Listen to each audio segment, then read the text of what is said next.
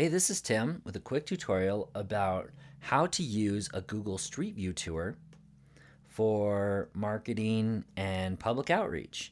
Now, this is a beautiful tour recently shot at the Gallatin Pioneer History Museum. A great thing about Google is they make these things really easy to share, really easy to embed, just like a YouTube video or other things.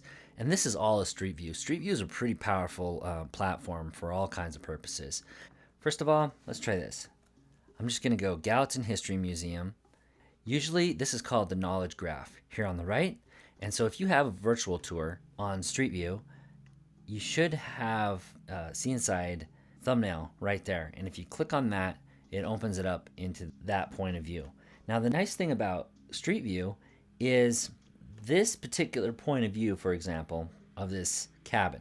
I go down here to the gear, click on that, hit share or embed. Now, here's a few options. Here's the share link, and this will open it up in exactly that point of view. And they will be able to interact with it exactly how we are here. Or you can hit the short link. So that gives you a shortened URL. You can copy that, email it, say if someone is curious about a particular exhibit, you can say, hey, we have this exhibit about this, and you can just send this here link. Now, if you want to embed it, check this out. Hit this embed image, and it has 3 standard sizes: a small, a medium, or a large. And then you can do a custom size that allows you to define the dimensions right there. But say for the large, for an HTML, this is an iframe. Select it all, copy that, and say you want to put it into a web page. This is a WordPress editor. Just paste it in here. I'll update it, and then view the page, and it's centered that virtual tour, and it's centered and embedded inside of the page. So this was a little bit of content describing what's up. This is an interactive map embedded from Google Maps, and Google Maps and Street View are almost the same thing, so they embed very similarly.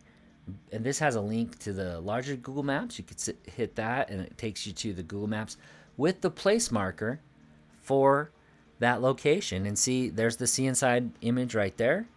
You can pop in there. This is a really cool spot here. That's a gallows right there. That's a historic gallows that was actually used. See that metal trap door and that noose?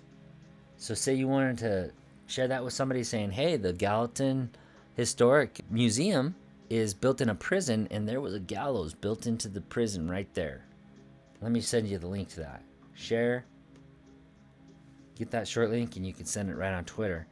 So here's the full screen button, and that'll full screen it. Isn't that nice? This is a full screen of the virtual tour right there in that. And then you go up here, click that, and it goes back to the... Now, something to remember with this is when you share this page on Facebook, this is an embed, an iframe, an embedded piece of interactive content. Same with this map. It's an embedded piece of interactive content. So notice how it takes the image out of this background image instead of the embed or the map. Well, and that's because in WordPress, you can define a feature image.